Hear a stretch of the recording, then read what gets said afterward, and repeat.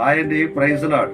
ఈరోజు దేవుని యొక్క వాక్యం మన జీవితాలకి ఎంత విలువైందో చెప్తాను. దేవుని యొక్క వాక్యము నీటి వంటిది. దేవుని యొక్క వాక్యము మన దాహాన్ని తీర్చేది, మన ఆత్మీయ దాహాన్ని తీర్చి మనల్ని బలపరిచేది. దేవుని యొక్క వాక్యము వెలుగుగా ఉంది. ఎవరైతే దేవుని యొక్క వాక్యాన్ని ప్రతిదినము చదువుతూ వారి హృదయాల్లో భద్రపరుచుకుంటారో వారు అనేక మందికి వెలుగుగా ఉంటారు. ఇది మన హృదయం.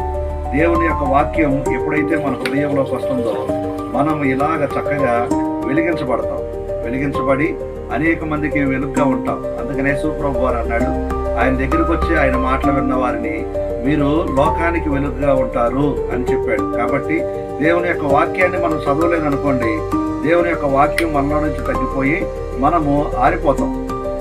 అందుకనే దేవుని యొక్క వాక్యాన్ని మనం ప్రతిదినము చదువుతూ ఉంటే మనం దేవుళ్ళలో చక్కగా వెలుగుతూ ఉంటాం.